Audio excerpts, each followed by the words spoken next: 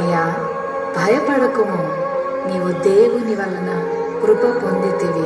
ఇదిగో, నీవు గర్భము ధరించి కుమారుని కని ఆయనకు యేసు అను పేరు పెట్టుదువు. ఆయన గొప్పవాడై సర్వోన్నతుని కుమారుడనబడును. నేను పురుషుని ఎరుగని దానిని, ఇది ఎలాగు జరుగును? పరిశుద్ధాత్మ నీ మీదికి వచ్చును, సర్వోన్నతుని శక్తి నిన్ను కమ్ముకొనును గనుక పుట్టబోవు శిశువు పరిశుద్ధుడై దేవుని కుమారుడనబడును. ప్రభు దాసురాలను, నీ మాట చెప్పున నాకు జరుగునుగాక.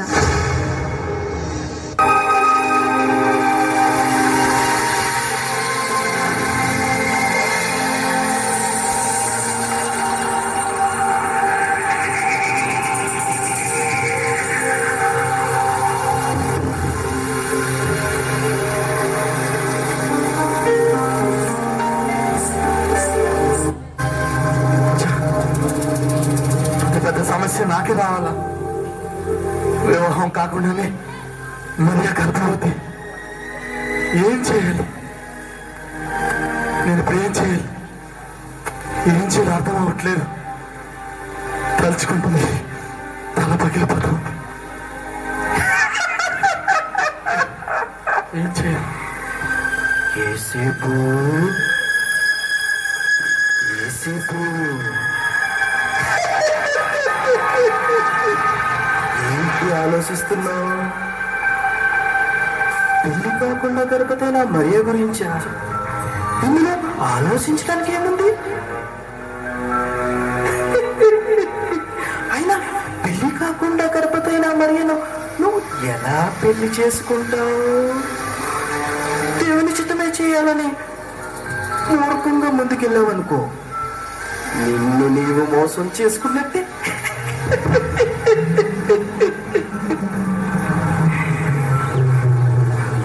ఆ మరియను పెళ్లి చేసుకుంటే ఈ లోకం నిన్నేమంటుంది? నువ్వు పరిశుద్ధుడివి కదా, నువ్వు నీతిమంతుడివి కదా. అలాంటి నీవు పోయిపోయా మరియను పెళ్లి చేసుకున్నట్టయ్యా?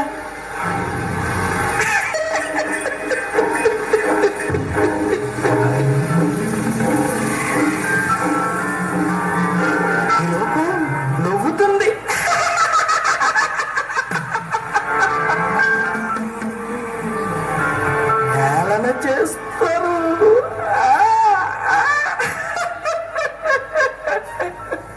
వెలియచ్చు కూడా. ఇవన్నీ నువ్వు సహించగలవా? భరించగలవా? అందుకే నీ మంచి కోరే చెప్తున్నాను, బాగా ఆలోచించు. ఆ మరియను విడిచిపెట్టే.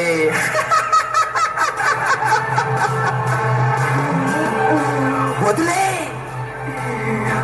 ఆ మరియను విడిచిపెట్టే. యేసేపు, ఆ మరియను వదిలే.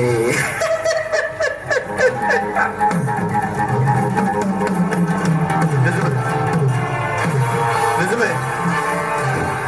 రహస్యంగా ఎవరికి తెలియకుండా మరియను విడిచిపెట్టేద్దాం. మరియను విడిచిపెట్టేద్దాం. మరియను విడిచిపెట్టేద్దాం.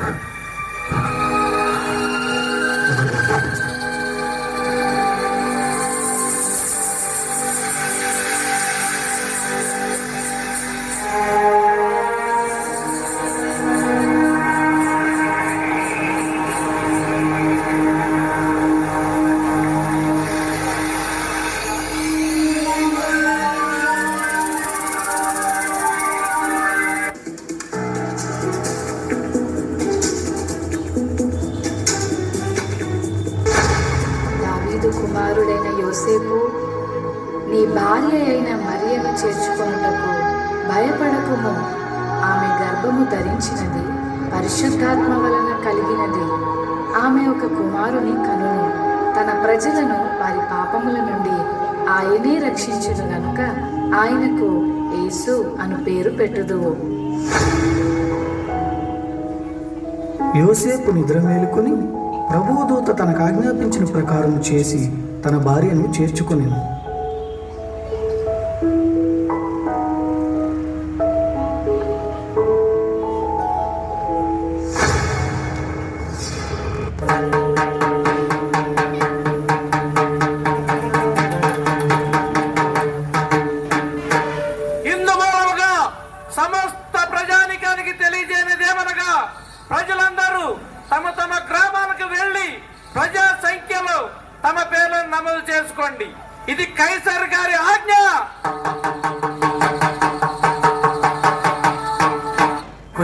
మరియా.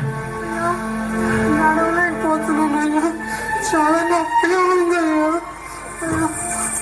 మరియా, కొంచెం కొంచెం వచ్చి మరియా. అయ్యో, ఎవరైనా సమస్య బాగుంటుంది. అయ్యో అయ్యా అయ్యా, ఎవరైనా కొంచెం స్థలం ఉంటాయా? అయ్యా అయ్యా, బాబు బాబు, నా నిన్ను చూడాలయ్యా. ఏం లేదయ్యా, కొడుకు నొప్పులతో బాధపడి స్థలం ఉంటే ఇవ్వండి అయ్యా. ఏం లేదయ్యా. అయ్యా అసలు బాగా ఖాళీ ఉంది, అందుకు అంగీకారమేనా? చాలా కృతజ్ఞతలు, చాలా కృతజ్ఞతలు. సహాయం చేయమ్మా. ఆ దేశంలో కొందరు గొర్రెల కాపరులు పొలంలో ఉండి రాత్రి వేళ తమ మందను కాచుకొనిచుండగా, ఈరేసా ఈ చలి చంపేస్తుందిరా, ఈ చలికి గొర్రెలెట్ చేస్తే ఏట్రా మళ్ళీ ఈరేసా. ఏం చెప్పనురా మల్లేసా, ఈ చలికి మనల్ని కాసుకోవడం పెద్ద బాధగా ఉంటే గొర్రెలు కూడా గాయాలేంట్రా. భయపడకుడి, ఇదిగో ప్రజలందరికీ కలుగబో మహా సంతోషకరమైన సువర్తమానము నేను మీకు తెలియజేయుచున్నాను. దావీదు పట్టణమందు నేడు రక్షకుడు మీ కొరకు పుట్టి ఉన్నాడు. ఈయన ప్రభువైన క్రీస్తు. దానికిదే మీ కానవాలు. ఒక శిశువు పొత్తి గుడ్డలతో చుట్టబడి ఒక తొట్టిలో పండుకొని ఉండుట మీరు చూచెదరు.